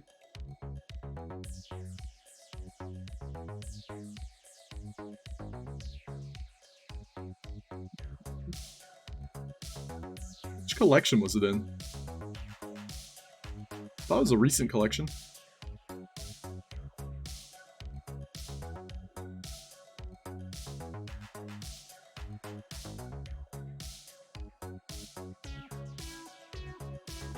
The heroic red cape. Thanks, Tom. Tom did at the same time. Hey, and Gardican says, I had a workaround where I killed a platform and it respawned to a tag. So then I needed to remove it. I moved the asset with the tag. Another invisible platform through a wall and killed the first one. Oh, I think I understand. Where you killed it and it respawned somewhere else. I mean, that's definitely a solution too. I'm glad this new one works for you though. Less is more when it comes to game development, for sure.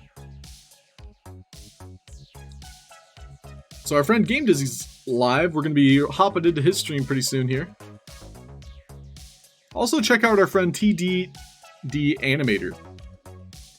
He's been hanging out in the streams. He's a Chinese local. But make sure you go visit him. He's currently streaming live. Unfortunately, the URL doesn't use his actual name.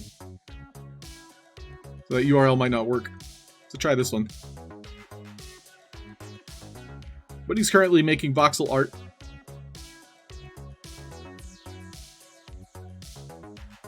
And of course, we'll be raiding Game Dizzy pretty soon here. But I at least got to show you the mechanic I was trying to make with this Phoenix. I kept getting stuck on something, but I was able to at least make it here. So I'm happy about that. So I'll take that victory. Maybe go get some more coffee. We're gonna go and wrap things up. Thank you so much, everybody, for watching. I do appreciate it. Let's go hang out with Game Dizzy.